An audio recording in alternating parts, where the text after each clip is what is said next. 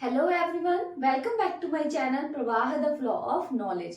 So in today's video we are going to study about the topic cladogram and phylogeny. So cladogram और phylogeny जो term है इनका मतलब क्या होता है? So first of all जो इनकी meaning है phylogeny जो है it is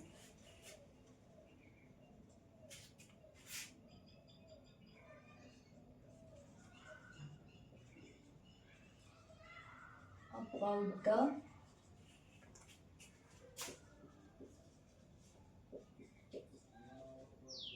evolutional history and cladogram जो term है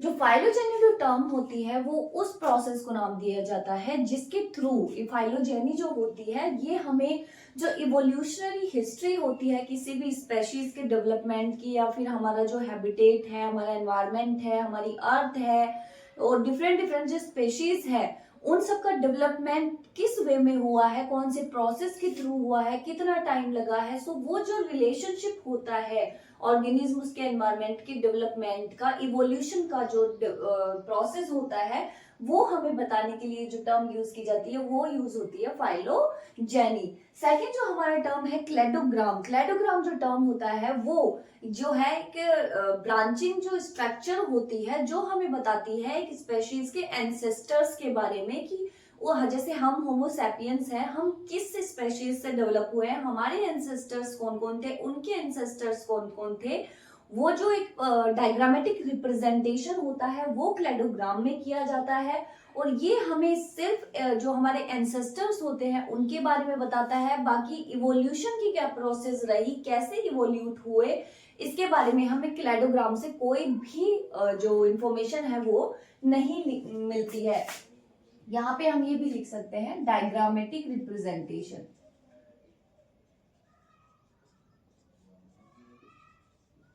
Representation of species with their ancestors.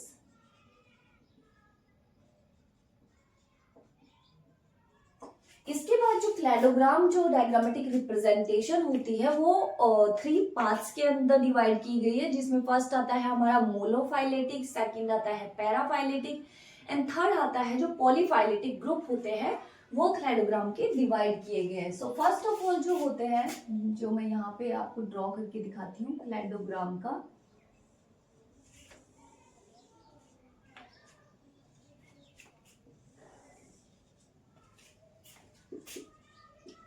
Monophyletic group,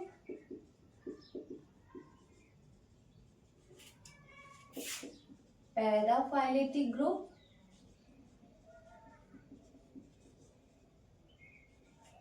and then last हमारा होता है पॉलीफाइलेटिक ग्रुप। सो फर्स्ट जो मोनोफाइलेटिक ग्रुप होता है, इस मोनोफाइलेटिक ग्रुप में जो क्लेडोग्राम की स्ट्रक्चर बनती है वो एक एंसेस्टर्स के जितने भी डिसेंडेंट्स होते हैं, जितने भी डेवलप्ड स्पेशीज होते हैं उन सबको जो है ये इंक्लूड करता है। जैसे ये हमारी स्पेशीज है,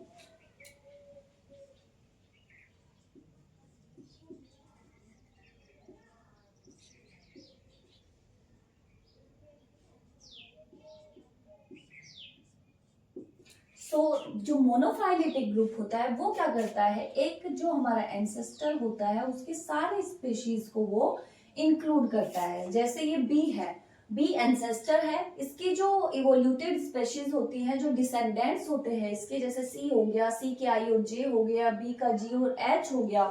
सो इस सिंगल एंसेस्टर्स के जितने भी डिसेंडेंट हैं उन सबको जो है वो एक सिंगल ग्रुप के अंदर इंक्लूड किया गया है। ये होता है हमारा मोनोफाइलेटिक ग्रुप।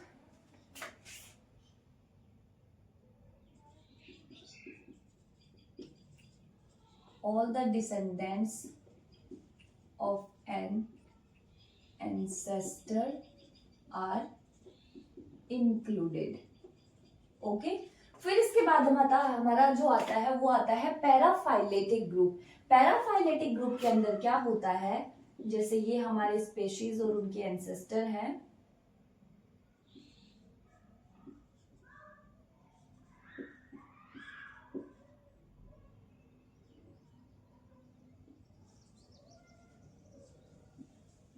पैराफाइलेटिक ग्रुप के अंदर एक जो एंसेस्टर होता है वो सारे डिसेंडेंट्स को इंक्लूड ना करते हुए सिर्फ कुछ डिसेंडेंट्स जो होते हैं उनको इंक्लूड करता है। जैसे ये हो गया, ये जो बी एंसेस्टर था इसके कुछ डिसेंडेंट्स सी एच आई भी थे, लेकिन यहाँ पे जो डायग्राम है उसमें जो इंक्लूड किया गया वो सिर्फ एफ एंड जी को इंक्लूड किया गया। सो इस टाइप का जो क्लेडोग्राम होता है उसको पैराफाइलेटिक ग्रुप की कैटेगरी में रखा जाता है। Ancestor with its few descendants, ये होता है हमारे पैराफाइलेटिक ग्रुप में। लास्ट हमारा आता है पॉलीफाइलेटिक ग्रुप। पॉलीफाइलेटिक ग्रुप में क्या होता है, इसके अंदर जो है एंसेस्टर्स, डिसेंडेंट्स, ऐसा कुछ भी स्पेसिफिक रिप्रेजेंटेशन नहीं होता है। इसके अंदर रैंडमली जो कोई भी डिसेंडेंट्स होते हैं उनको इंक्लूड कर दिया जाता है। उनके एंसेस्टर्स कौन थे या फिर उनके आगे डिसेंडेंट्स कौन है, इन सब का कोई भी कनेक्शन जो होता है वो इसके अंदर हमें देखने को नहीं मिलता है। जैसे ये हमारे डिसेंडेंट्स हो गए,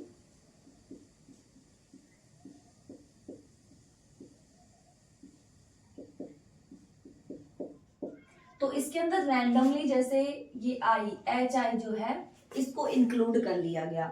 सो ये हमारा होता है पॉलीफाइलेटिक ग्रुप।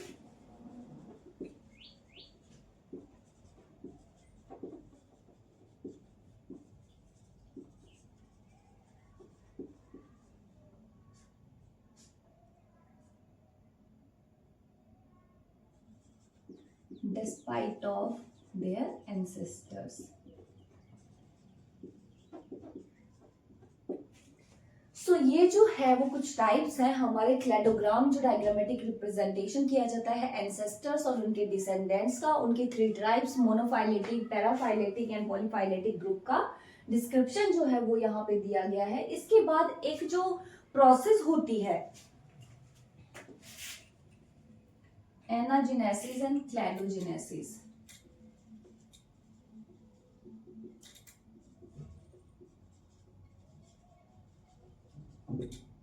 ये स्पेसिफिक टर्म्स होती हैं, इनके बिहाफ पे भी क्वेश्चंस पूछे जा सकते हैं। ये आता है स्प्लिटिंग,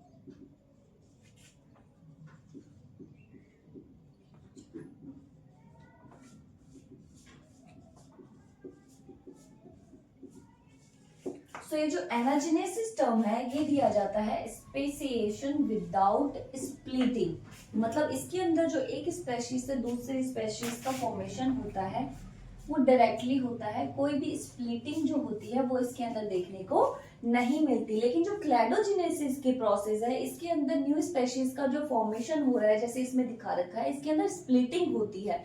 एक ही स्पेशीज जो है 2 में 3 में डिवाइड हो सकती है, जैसे ए ये हो गया, बी सी में हो गया, सी हो गया, डी ई एफ में। इस टाइप से जो क्लैडोजेनेसिस है उसमें स्पेशिएशन होता है विद स्प्लिटिंग। सो ये आज की वीडियो के लिए सिर्फ इतना ही। आई होप मेरी वीडियोस आपके लिए हेल्पफुल रही होंगी, and if you find my videos helpful in any way then please like, share and subscribe.